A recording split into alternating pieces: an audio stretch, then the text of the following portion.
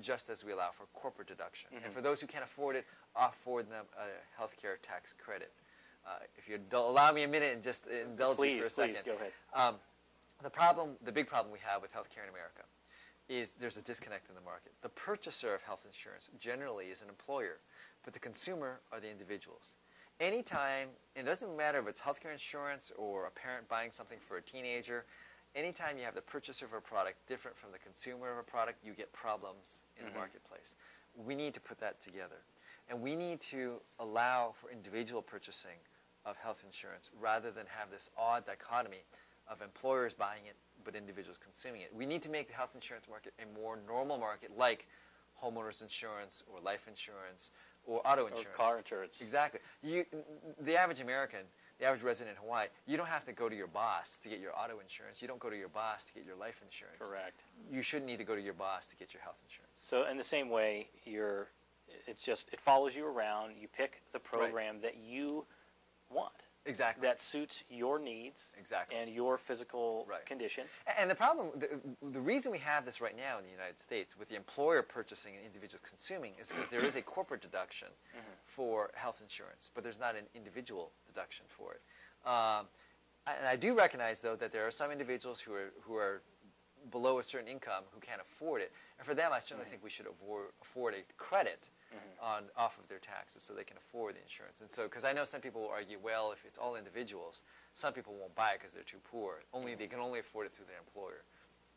You do these fixes, medical malpractice reform, interstate sale of health insurance, and fixing the tax structure of health insurance. These will do far more to resolve the problems we have with American healthcare without breaking the bank, without necessitating expending $1 trillion of taxpayer resources and massively expanding the government bureaucracy. And of course, we don't want to pay any more taxes than we have to. Yes. And is necessary. Yes. So those sound like very good. Real quickly, if I could just add here, Yes. It's important, I think, your viewers understand the fiscal situation we're in here. It's one thing to spend $1 trillion, which in and of itself is an enormous amount of money. But we also need to understand the context of our current federal government. We are looking at a 1.8 trillion, that's trillion with a T, budget deficit this year.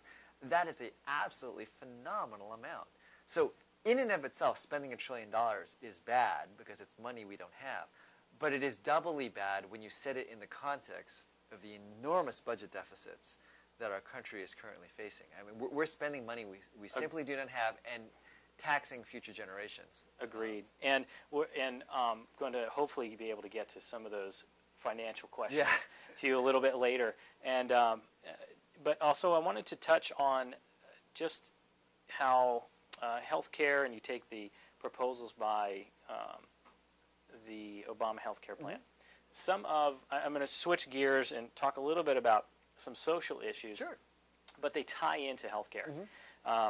Some of the concerns and the fears, for instance, on healthcare, and some of the things that we hear about is if the government really gets their hands on, there's going to be changes that we don't really like. It's one thing to tell somebody what kind of health care, but it's another thing to say, recommend when you should pass on.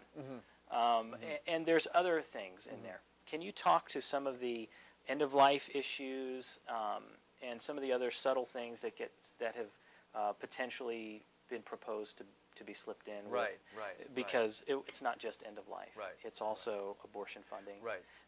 And there's also some sex ed funding, I believe, in there as well.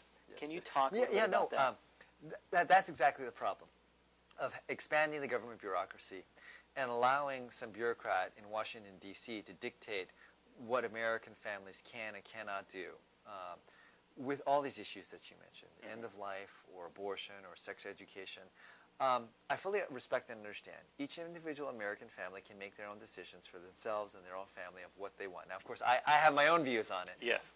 But I think the beauty of America and our nation is that individuals